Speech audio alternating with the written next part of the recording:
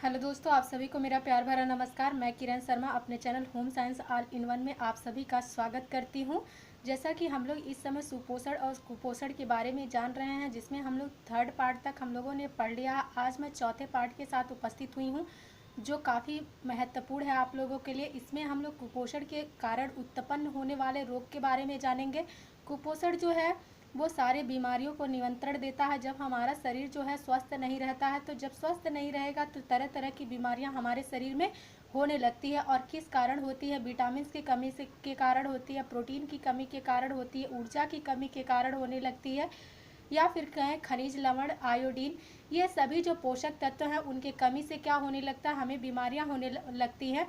और ये इसका मुख्य कारण जो होता है, बीमारियां होने का मुख्य कारण जो होता है वो कुपोषण होता है। तो आज हम लोग बात करेंगे कुपोषण से उत्पन्न होने वाले रोग के बारे में। तो आइए हम लोग विस्तार से जानते हैं कि अगर व्यक्ति को कुपोषण हो जाता है तो कौन कौन से रोग उत्पन्न हो जाते हैं, जिससे व्यक्ति को काफ़ी परेशानी होती है। कभी कभी लोग मृत्यु को भी प्राप्त हो जाते हैं। तो आइए हम लोग जानते हैं कि कुपोषण आखिर क्या है और इससे होने वाली बीमारियां कौन कौन से हैं। तो चलिए चलते हैं और जानते हैं आज के टॉपिक के बारे में। आज विस्तार से हम लोग पढ़ते हैं। तो हम लोग कुपोषण के कारण होने वाले रोग के बारे में आज बात करेंगे कि कुपोषण से कौन कौन से रोग हो जाते हैं। तो चलिए हम लोग चलते हैं और जानते हैं। लोहे की कमी से रक्त अल्पता रोग हो जाता है। लोहे का कमी, लोहे मतलब आयरन की कमी जब हमारे शरीर में हो जाती है तो क्या हो जाता है? रक्त अल्पता रोग हो जाता है, यानी कि ब्लड की कमी हो जाती है शरीर में। आइए, आयोडीन की कमी से गाइटर रोग हो जाता है। आयोडीन की कमी से गाइटर हो जाता है। गाइटर को घेंघा भी बोलते हैं या गलकंड भी बोलते हैं। ये गाइटर जो होता है वो आयोडीन की कमी से होता है, और इसमें जो होते हैं गले पे ये उभार टाइप का हो जाता है, जिससे आपको खाने किसी भी चीज़ को निगलने में दिक्कत होती है। ये आयोडीन की कमी से गाइटर रोग हो जाता है। तो आइए आगे हम लोग चलते हैं। कैल्शियम की कमी से अस्थियां एवं दांत के रोग हो जाते हैं। कैल्शियम की कमी हमारे शरीर में हड्डियों को कमज़ोर कर देती है और दांत को भी कमज़ोर कर देती है। दांत जो होते हैं सड़े सड़े होते हैं और हड्डियां जो होती है कमज़ोर हो जाती है कैल्शियम की कमी से। तो ये काफ़ी मोस्ट इम्पॉर्टेंट है। ये काफ़ी प्रतियोगी परीक्षाओं में पूछे भी जाते हैं। तो ये आप लोग के लिए बहुत ही महत्वपूर्ण टॉपिक है, तो इसको आप लोग बहुत ही अच्छे से ध्यान से पढ़िएगा।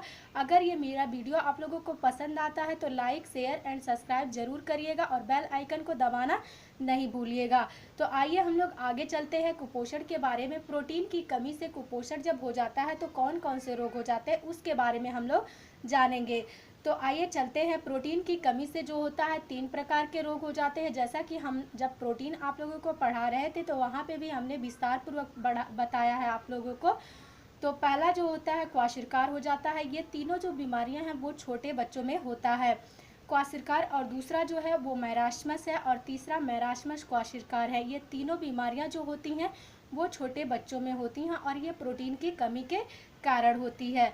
तो आइए चलते हैं हम विटामिन की कमी से होने वाले रोग के बारे में बात करते हैं। विटामिन की कमी से कौन कौन से रोग हो जाते हैं। तो पहले हम लोग विटामिन ए की बात करेंगे कि विटामिन ए की कमी से कौन कौन से रोग हो जाते हैं। ये जो चैप्टर है आप लोग का बहुत ही महत्वपूर्ण है, जो हर प्रतियोगी परीक्षा के लिए, परीक्षा के दृष्टिकोण से बहुत ही महत्वपूर्ण है। आप लोग इसको पढ़िएगा और नोट्स भी बनाइएगा ताकि आप लोग को सुविधा मिले पढ़ाई में। तो चलिए चलते हैं। विटामिन ए की कमी से रतौंधी हो जाता है, करेटोमलेशिया हो जाता है, गुर्दे में पथरी हो जाती है, बिटॉट स्पॉट हो जाता है, कॉर्निया का जीरोसिस हो जाता है, फाइनोडर्मा हो जाता है, नाड़ी संबंधित विकार हो जाता है। विटामिन ए की कमी को सीक्वेंस से रखने के लिए ये नेट के एग्ज़ाम में ज़रूर पूछता है। ये क्वेश्चन कई बार आया भी है नेट के एग्ज़ाम में कि विटामिन ए की कमी से कौन कौन से रोग हो जाते हैं। तो इसको आप लोग बखूबी अच्छे से ध्यान दीजिएगा यहाँ पे। तो चलिए आगे हम लोग चलते हैं। तो आगे हम लोग विटामिन बी1 की बात करेंगे। विटामिन बी1 की कमी से होने वाले रोग के बारे में बात करेंगे।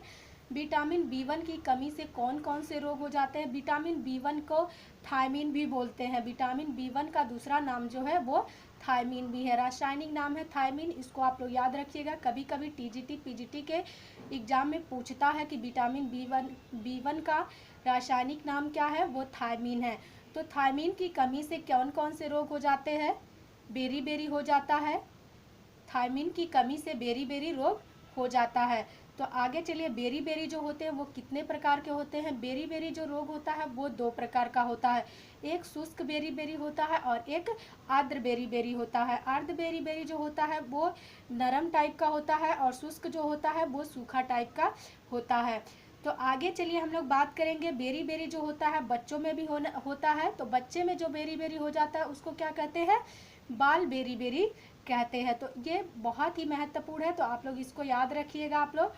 चलिए आगे चलते हैं, विटामिन बी टू की कमी से होने वाले रोग। विटामिन बी टू की कमी से होने वाले रोग के बारे में हम लोग जानेंगे और विटामिन बी टू का रासायनिक नाम जानेंगे। विटामिन बी टू का रासायनिक नाम जो होता है राइबोफ्लेविन होता है, राइबोफ्लोविन। तो इसको, ये काफ़ी मोस्ट इम्पॉर्टेंट है, आप लोग याद रखिएगा कि विटामिन बी टू का दूसरा नाम क्या होता है, राइबोफ्लेविन।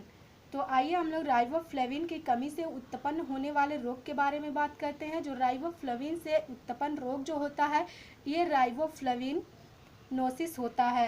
तो आप लोग इसको याद रखिएगा, ये फ्लेविनोसिस होता है, ये काफ़ी इम्पॉर्टेंट है, इसको आप लोग याद रखिएगा। विटामिन बी टू के कमी से ये होता है रोग। तो हम लोग विटामिन सी की अब बात करेंगे कि विटामिन सी की कमी से कौन कौन से रोग होते हैं। विटामिन सी की कमी से स्कर्वी रोग हो जाता है, ये हर प्रतियोगी परीक्षाओं में पूछा जाता है। तो आइए चलते हैं, बालकों के आहार में विटामिन सी की कमी से बाल स्कर्वी रोग हो जाता है।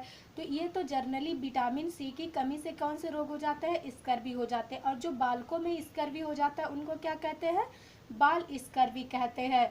विटामिन सी की कमी यदि वयस्क में हो जाती है तो उसको वयस्क स्कर्वी कहते हैं। तो आप लोग इस पे ध्यान दीजिएगा, जो बालकों में स्कर्वी होता है उसको बाल स्कर्वी कहते हैं और जो वयस्क में होता है उसको वयस्क स्कर्वी कहते हैं और जो नॉर्मल स्टेज में होता है उसको हम लोग क्या कहते हैं, स्कर्वी कहते हैं। तो इसको आप लोग याद रखिएगा, विटामिन सी से होने वाले रोग कौन से हैं, स्कर्वी है। तो चलिए हम लोग आगे चलते हैं, आगे बात करते हैं क्या कौन कौन सी बीमारियां हो जाती हैं।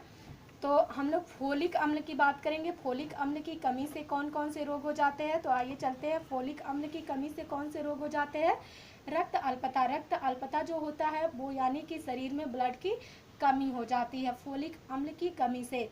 और जीभ पर छाले पड़ जाते हैं, जीभ पे अक्सर छाले पड़ते रहते हैं जो काफ़ी कष्टमय होता है, भोजन को निगलने में, भोजन को चबाते समय काफ़ी दर्दनाक होता है जो जीभ पर छाले पड़ जाते हैं। ये किसके कारण होता है, फोलिक अम्ल के कारण होता है। जब फोलिक अम्ल की हमारे शरीर में कमी हो जाती है, दस्त होने लगता है, यानी कि जब फोलिक अम्ल की कमी हो जाती है तो हमारे शरीर से जो क्या होता है, दस्त होने लगता है। तो आगे हम लोग बात करेंगे विटामिन डी की कमी से होने वाले रोग। विटामिन डी की कमी जो है काफ़ी मोस्ट इम्पॉर्टेंट है, यह हर प्रतियोगी परीक्षाओं में पूछा जाता है। तो आइए चलिए हम लोग विटामिन डी के बारे में बात करते हैं।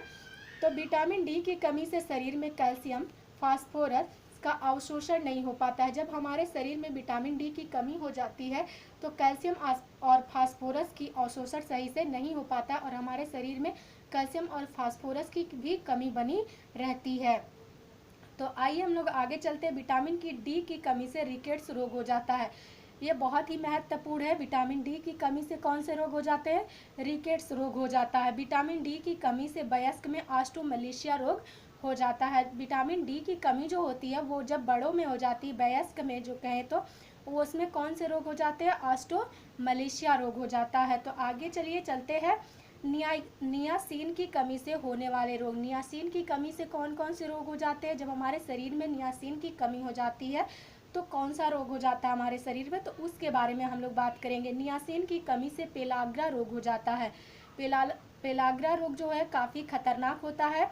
नियासिन की कमी से कौन से रोग हो जाते हैं, पेलाग्रा रोग हो जाता है। पेलाग्रा रोग को क्या कहते हैं, 3D रोग भी कहते हैं। 3D रोग जो होता है वो काफ़ी खतरनाक होता है। तो चलिए हम लोग 3D का अर्थ भी जान लेते हैं, 3D रोग किसे कहते हैं। तो पहला जो होता है अतिसार होता है और दूसरा त्वचा का रोग होता है और तीसरा जो होता है पागलपन, नाड़ी संबंधित विकार। ये तीनों रोग जो होते हैं नियासिन की कमी से होते हैं, इसीलिए इन्हें क्या कहते हैं, 3D रोग भी कहते हैं या पेलाग्रा रोग कहते हैं। तो चलिए हम लोग आगे चलते हैं, आगे बात करते हैं कैलोरी की अधिकता से होने वाले रोग।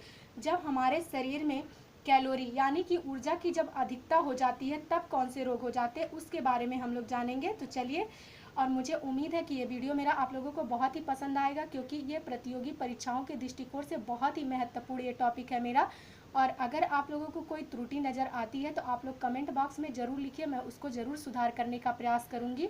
तो चलिए हम लोग कैलोरी की अधिकता से होने वाले रोग के बारे में बात कर लेते हैं। कैलोरी की अधिकता से मोटापा हो जाता है। जब कैलोरी का जमाव हमारे शरीर में होने लगता है तो क्या हो जाता है, मोटापा होने लगता है। और मोटापा होने से कौन कौन सी बीमारियां होने लगती, हृदय रोग हो जाता है, उच्च रक्तचाप हो जाता है, जो काफ़ी खतरनाक होता है।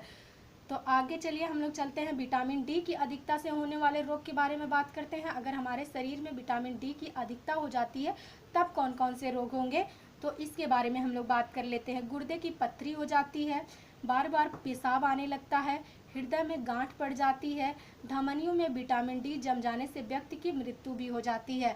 तो किसी भी चीज़ को यदि आप लिमिट से कम लेंगे या लिमिट से अधिक लेंगे तो वो चीज़ें आप लोगों के लिए खतरनाक होगी। इसीलिए संतुलन को बनाए रखना चाहिए हर जगह। तो आप अगर अधिक ले लेंगे विटामिन डी तो इन सारी बीमारियों से आप घिरे रहेंगे। और कभी कभी ऐसा है कि धमनियों में अगर विटामिन डी की जमाव हो जाती है तो व्यक्ति की मृत्यु भी हो जाती है। तो चलिए हम लोग विटामिन ए की अधिकता से होने वाले रोग के बारे में बात कर लेते हैं। विटामिन ए की अधिकता जब हमारे बॉडी में हो जाती है तब कौन कौन से रोग होते हैं, तो इसके बारे में हम लोग जान लेते हैं। चिड़चिड़ापन, विटामिन ए की जब अधिकता हो जाती है तो शरीर में क्या होता है, चिड़चिड़ापन बढ़ने लगता है और शरीर की वृद्धि रुक जाती है। हड्डियां सख्त हो जाती हैं, सिर में दर्द होने लगता है। हड्डियां सख्त का मतलब लचीली नहीं रह जाती, हड्डियां बहुत ही सख्त हो जाती हैं और शरीर का वृद्धि रुक जाता है। और व्यक्ति जो होता है वो चिड़चिड़ापन बना रहता है और सिर में हमेशा दर्द बना रहता है, जिससे साइनस होने के खतरे रहते हैं। तो चलिए आगे चलते हैं, खनिज लवण की कमी से होने वाले रोग। खनिज लवण की कमी से होने वाले कौन कौन से रोग होते हैं। खनिज लवण की कमी से रक्त अल्पता हो जाता है, यानी कि ब्लड की कमी हो जाती है, जिससे एनीमिया कहते हैं, हो जाता है। आयोडीन की कमी से होने वाले रोग पहले भी मैंने बताया, एक बार और भी जान लीजिए। आयोडीन की कमी से कौन कौन से रोग हो जाते हैं। आयोडीन की कमी से घेंगा रोग हो जाता है, जिसे गाइटर या गलकंड भी कहते हैं। आयोडीन की कमी से कौन से रोग हो जाते हैं, घेंगा हो जाता है, उसे गाइटर भी बोलते हैं या गलकंड भी बोलते हैं। ये काफ़ी महत्वपूर्ण है। ये छोटे से छोटे जो भी है, छोटे से बड़े स्तर के कंपटीशन लेवल में ये क्वेश्चन जरूर पूछा जाता है और कई बार पूछा भी है, तो इसको आप लोग याद रखिएगा। तो चलिए आगे चलते हैं, हम लोग बात करते हैं आगे कैल्शियम की कमी से होने वाले रोग। कैल्शियम की कमी से कौन कौन से रोग हो जाते हैं, चलिए हम लोग जल्दी जल्दी जान लेते हैं। कैल्शियम की कमी से बालकों में रिकेट्स रोग हो जाता है। बच्चों में जो होता है कैल्शियम की कमी से कौन से रोग हो जाते हैं, रिकेट्स रोग हो जाता है। कैल्शियम की कमी से बड़ों में जो होता है अस्थि मृदुला रोग हो जाता है। तो इसको आप लोग याद रखिएगा, बहुत ही इम्पॉर्टेंट है। तो कैल्शियम की कमी से बच्चों में क्या होता है, रिकेट्स रोग हो जाता है। कैल्शियम की कमी से बड़ों में क्या होता है, अस्थि मृदुला रोग हो जाता है। और कैल्शियम की कमी से वृद्ध में क्या होता है, अस्थि भंगुरता हो जाता है, यानी कि अस्थियां जो होती हैं टूटने लगती हैं, कमजोर हो जाती हैं। अस्थि भंगुरता को दूसरे नाम से ऑस्टियोपोरोसिस कहते हैं। दूसरे नाम अस्थि भंगुरता का दूसरा नाम क्या होता है, ऑस्टियोपोरोसिस होता है। ये जो बहुत ही महत्वपूर्ण है, कभी कभी दूसरे नाम से भी क्वेश्चन पूछे जाते हैं। ऑस्टियोपोरोसिस को क्या कहते हैं, अस्थि भंगुरता कहते हैं, या अस्थि भंगुरता को क्या कहते हैं, ऑस्टियोपोरोसिस कहते हैं। मुझे उम्मीद है कि ये मेरा वीडियो आप लोगों को बहुत ही पसंद आएगा और ये बहुत ही महत्वपूर्ण वीडियो है, तो आप लोग इसको ध्यान से देखिएगा और ध्यान से पढ़िएगा। और आप लोग जैसा आप लोग को अच्छा लगता है तो आप लोग कमेंट बॉक्स में ज़रूर लिखिएगा, जिससे कि मेरा मनोबल बढ़े और मैं इसी तरह अच्छे अच्छे वीडियो आप लोग के लिए लेकर आऊँ जो आपके लिए काफ़ी महत्वपूर्ण हो। तो आज के लिए बस इतना ही, इजाज़त चाहूँगी। नमस्कार।